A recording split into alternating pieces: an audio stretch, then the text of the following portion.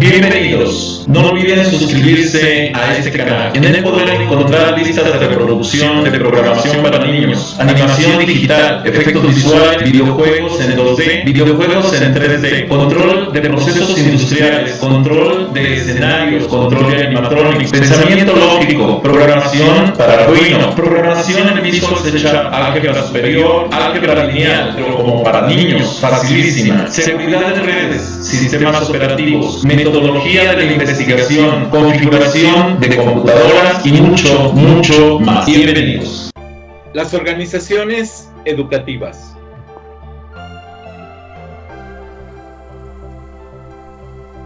Los orígenes de las organizaciones. La necesidad de organizar las actividades humanas aparece como consecuencia de la necesidad de obtener mejores resultados y aumentar la eficiencia. Se puede considerar que el hombre moderno siente la necesidad de formar parte de una organización y de participar en la vida de esta. ¿Cuáles son las ventajas de la actividad organizada?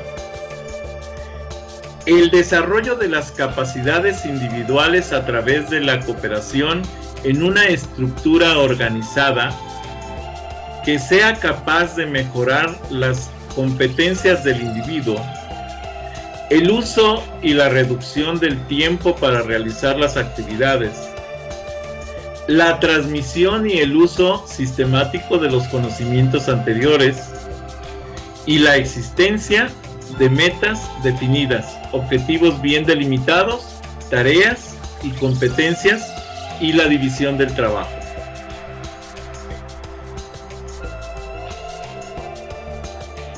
¿Qué es una organización? La podemos definir como un sistema de actividades estructuradas alrededor de unas finalidades o metas u objetivos explícitos que forman a un gran número de individuos que tienen diversos estatus y roles establecidos dentro de una estructura clara, con funciones de gestión y coordinación de la actividad. El éxito o fracaso de una organización depende en gran medida de la calidad de las interacciones que se establecen entre los miembros de la organización. La estructura organizativa describe las características y los principios de funcionamiento de la organización como conjunto, así como las relaciones entre sus diferentes subunidades, la medida de la organización, sus objetivos, etc. Las principales teorías que estudian las organizaciones son la teoría clásica de las organizaciones sin gente, elaboradas por Taylor y Farol. La teoría de Max Weber sobre la burocracia de las organizaciones. Es una teoría por ahí de 1922, imagínense. Las teorías basadas en la perspectiva sistémica, que empieza a evolucionar por ahí de 1950, 54. Las teorías del desarrollo organizativo, que es la teoría más reciente. La teoría clásica de las organizaciones, estas teorías se centran en los aspectos organizativos y de gestión, por lo que acentúan casi exclusivamente en las dimensiones materiales de la institución e ignoran a la gente, entendida esta como conjunto de personas que tienen ciertas necesidades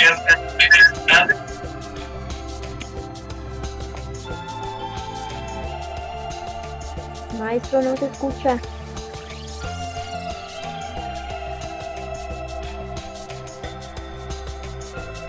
Esto ya no se oye. Estas teorías, la teoría clásica de las organizaciones, Estas teorías se centran en los aspectos organizativos y de gestión, por lo que acentúan casi exclusivamente en la dimensión material de las instituciones e ignoran a la gente, entendida esta como un conjunto de personas que tienen ciertas necesidades y aspiraciones. Por eso, este tipo de teorías se han llamado de las organizaciones sin gente. O sea, la teoría clásica de las organizaciones es la llamada teoría de las organizaciones sin gente.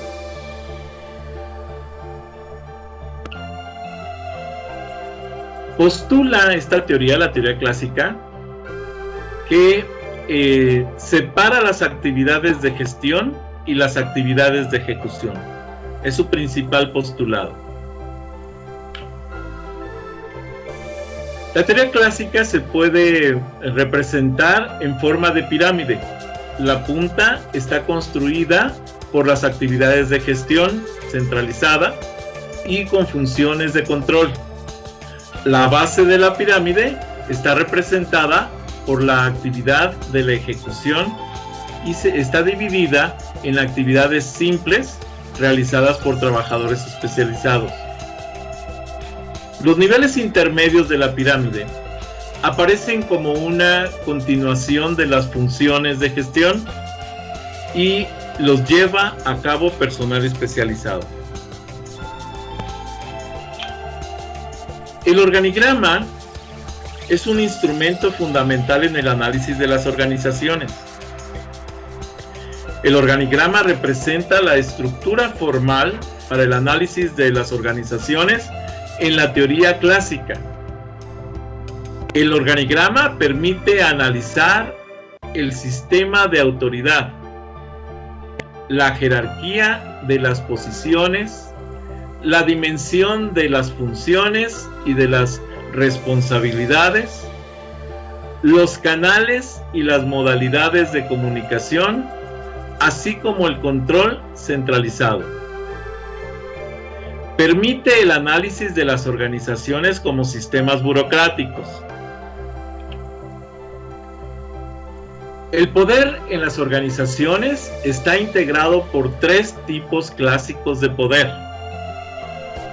El poder tradicional, que se basa en la creencia en las tradiciones, por lo que legitima tabús, costumbres y hábitos. La autoridad y el poder del líder proviene del estatuto social heredado. Es un poder de herencia. El poder legal se sustenta en la creencia en la ley, que constituye el fundamento de la organización burocrática. La autoridad y el poder son legitimados por el poder jurídico, derivado de la función que el líder ejerce. Y el último poder que se considera en estos tres, hay más, pero estos son los principales, el poder de tipo carismático.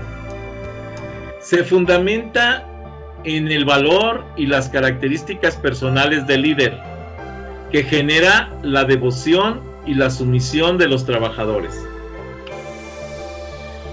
El poder legal de las organizaciones educativas lo define Weber y manifiesta que el poder legal en el modelo de organización social es el más adecuado para las organizaciones educativas. ¿Sí?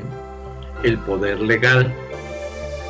Esto no es nuevo, viene desde 1922 hacia acá y ha ido evolucionando en las organizaciones de todos los organismos de varios tipos. Hay organismos productivos, organismos de servicios, organismos, institucionales del Estado, pero también los organismos educativos, organizaciones educativas. Y lo que nos dice Weber es que el poder legal es el modelo de organización social que se adecua más a la organización educativa. El poder legal se basa en la razón, la legalidad y el rigor científico. Por eso es tan importante para las instituciones instituciones educativas, para las organizaciones educativas. Los demás poderes tienen un fundamento que escapa de lo razonable. Por ejemplo, el poder heredado. Puede ser que esa persona no tenga esa capacidad de poder, pero por herencia lo recibe. Entonces, no cuadra contra una institución o organización educativa. Y por lo tanto, los considera modelos de organizaciones sociales vulnerables u organizaciones educativas que son una forma de organización social. Ahora, principios del modelo de organización burocrática de la sociedad. Weber manifiesta que la organización burocrática se basa en 5 principios. La organización burocrática se basa en 5 principios. El principio de la competitividad. El principio de la jerarquía. Los documentos escritos. Casi todo en las instituciones educativas tiene que hacerse por escrito. Una fuente de preparación profesional para el puesto de trabajo. Puede llamarse escalafón, pero en el ámbito educativo. La separación entre la vida privada y la vida profesional. El principio de la competitividad se basa en la autoridad de la organización. El principio de la jerarquía es un principio que tiene que ver con la burocracia. Por su propia naturaleza, la burocracia como tal es jerarquía. Generalmente supone unas relaciones de tipo vertical. En todas las instituciones, aunque queramos hacer lo más plano posible su organización, siempre va a haber líderes sobre algunas personas. Y entonces se genera una estructura vertical que se llama jerarquía. Por esta razón, muchas veces las organizaciones burocráticas se consideran como cerradas o rígidas, porque mantienen una estructura firme, fija. No es tan fácil que se esté dando el rol cambiante de las unidades dentro de la organización.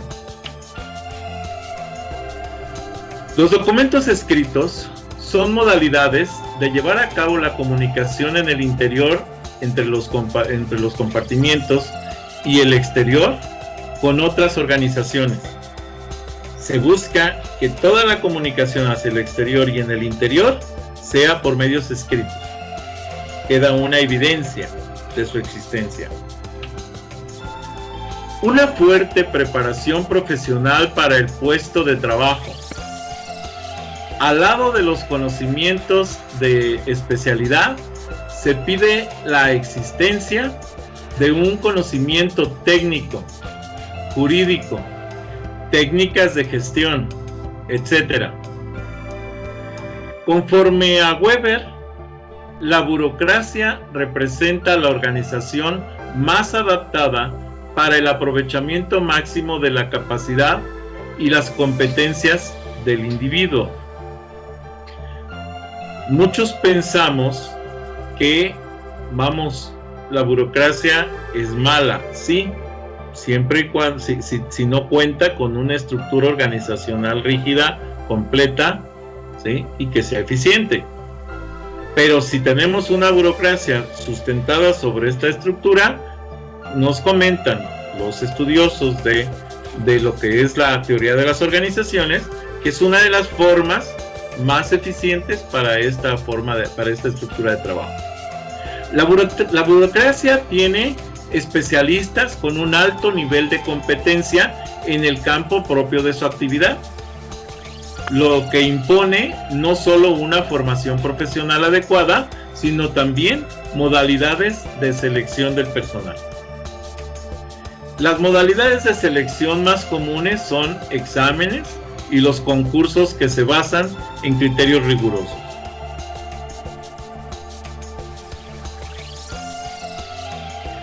La separación entre la vida privada y la vida profesional se basa en la implicación de cada uno de los miembros en la vida de las organizaciones de tipo burocrático. El sistema educativo, como un sistema abierto, es un conjunto de elementos situados en interdependencia en el interior de las organizaciones educativas y en interacción con el medio socioeconómico y político, o sea, hacia el exterior. Características de la organización educativa. 1. Globalidad. Cada sistema debe ser considerado como parte de un sistema más amplio. 2. Telenomía. Recuerden lo que les he comentado en cursos anteriores sobre palabras raras que si las decimos tenemos que explicarlas. Telenomía significa la orientación del sistema, en este caso el sistema educativo, hacia la relación de unas finalidades. O sea, la orientación hacia unas finalidades del sistema educativo pueden ser interpretadas como un esfuerzo de constitución, como tendencia a alcanzar un equilibrio funcional, la formación de un tipo de profesionista, ¿sí?, la formación de un posgrado. O sea, estas son tendencias que busca una organización educativa. Y eso se llama telenomía. Finalidad.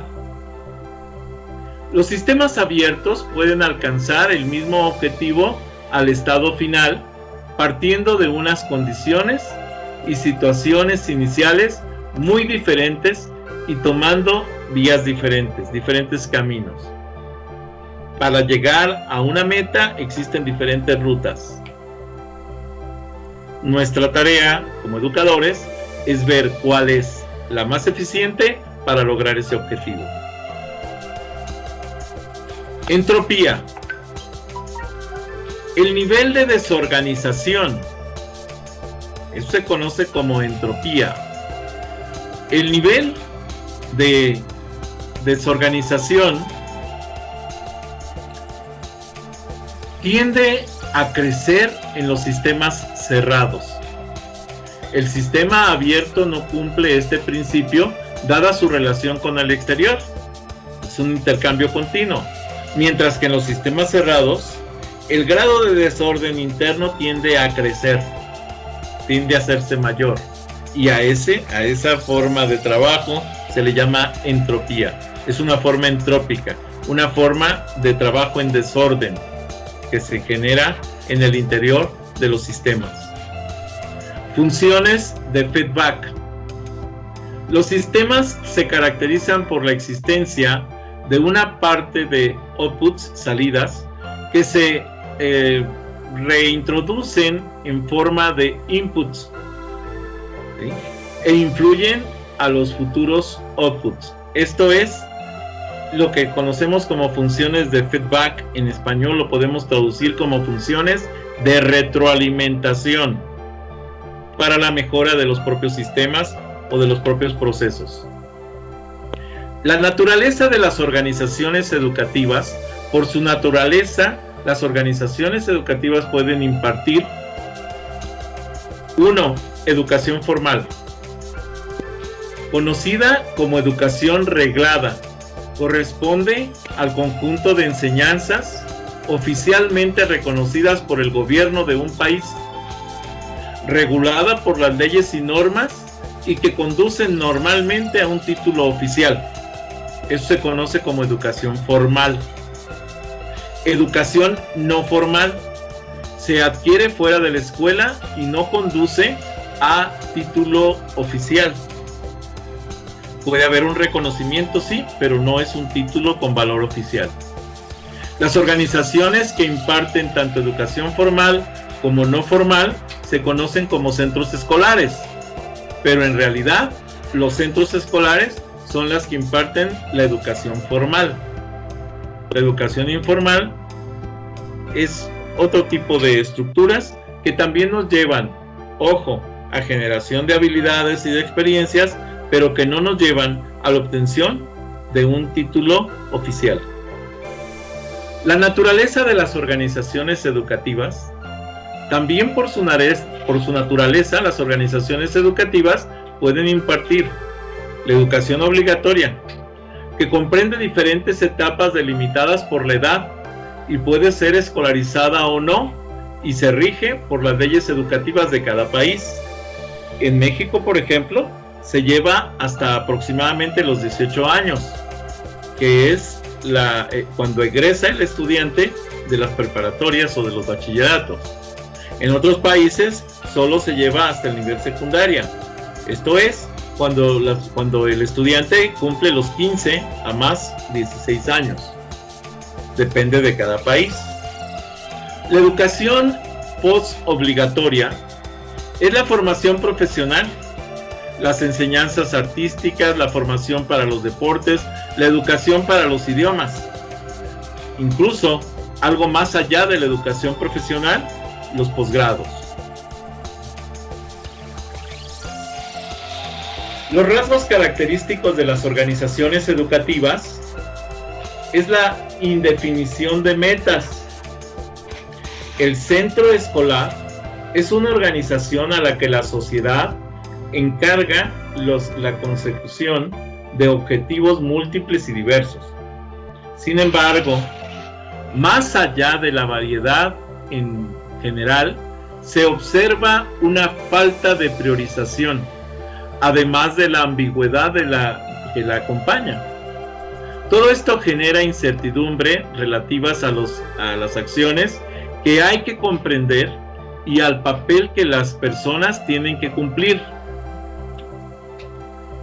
Rasgos característicos de las organizaciones educativas, obviamente. El primero es la naturaleza de las metas.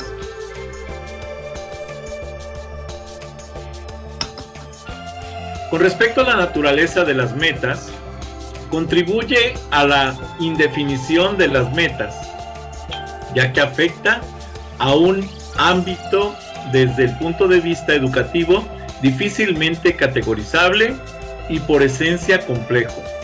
La naturaleza de lo que es educativo exige el mantenimiento de valores que corresponden al modelo organizativo. Esto es, cualquier institución que va a formar estudiantes va a tener en su seno una organización que depende precisamente de ese enfoque educativo que se le va a dar a esa formación. El carácter no competitivo de la organización educativa, según Dalin, provoca poco interés por innovar y un nivel bajo de investigación. Las instituciones educativas en otros países, hablo por ejemplo de Estados Unidos, son instituciones que compiten por los recursos financieros que las sostienen, de tal manera que una institución busca tener un desempeño exitoso en el campo de la educación. Vamos a suponer, por ejemplo, la educación secundaria. Las escuelas, o incluso la educación primaria, las escuelas compiten por ganarse más recursos. ¿Y de qué va a ser?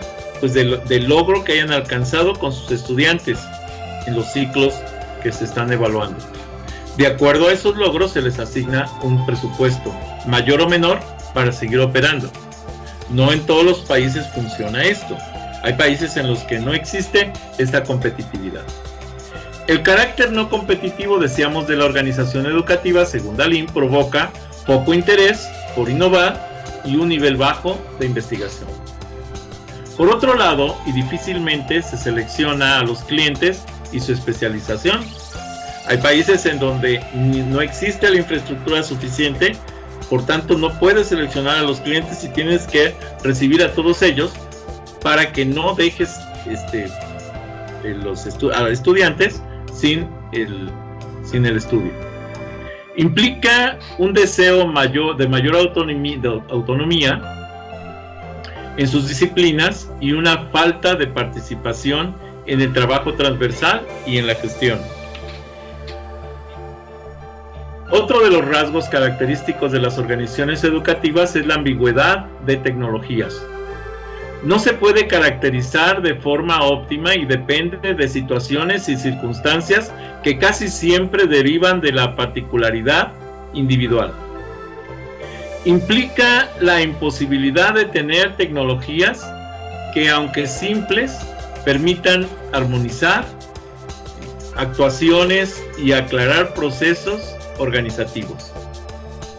Las tecnologías comprendidas como el conjunto de métodos, técnicas o instrumentos de carácter didáctico y de gestión aplicables a la organización educativa. Otro rasgo característico de las organizaciones educativas es la falta de preparación técnica. No existe un modelo único de profesor y por lo tanto de una caracterización real de sus actuaciones y de las necesidades profesionales. Se necesita un profesor que supere la ambigüedad y además que sea capaz de redefinir acciones en aquel contexto y actuar con flexibilidad. Esto es algo complicado. Existen otros técnicos no docentes y tiempo para el mismo proceso de la organización. Con respecto a, otro rasgo característico es la debilidad del sistema. Algunos autores identifican a las organizaciones educativas como realidades débilmente estructuradas.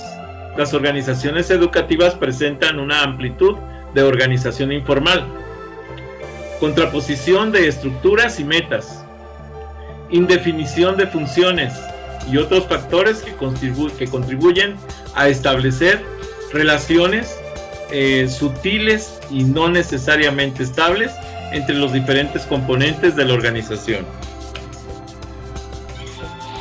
Otro rasgo característico de las organizaciones educativas es la vulnerabilidad, que son factores internos y externos que proveen de debilidad al sistema. El carácter intrínsecamente abierto de la organización educativa ante el entorno le hace susceptible a los cambios del ambiente y de forma que participa del flujo de la realidad cultural, social, política o económica que le imponga el ámbito en donde se encuentra inmerso. Otros factores que generalmente que generan vulnerabilidad a la organización educativa son el modelo de la dirección, que en nuestro país es provisional, no profesionalizado y aún en buena parte participativo. La autonomía limitada, que a veces otorga obligaciones sin transferir recursos y criterios de autoridad. La inestabilidad de personal al depender de algunos contextos de adscripciones externas. Los recursos externos más dependientes de decisiones políticas que de las necesidades internas de las instituciones o organizaciones educativas. La falta de tiempo para la gestión, la falta de recursos hace que muchas veces se dedique más atención a la docencia directa que a los problemas de gestión. La inexistencia de controles. Características del enfoque científico racional a las organizaciones educativas. Son 7. 1. Las organizaciones están para lograr metas específicas establecidas. 2. Toda organización se tendría que disponer adecuadamente para las metas, los ambientes, las tecnologías y la participación. 3. Las normas de racionalidad favorecen la eficacia y evitan las distorsiones por efecto del ámbito y de las preferencias individuales. 4. La especialización favorece niveles más altos de pericia y de ejecución individual. 5. La autoridad y el establecimiento de normas impersonales favorecen la coordinación y el control. 6. Las estructuras se pueden diseñar y desarrollar sistemáticamente. 7.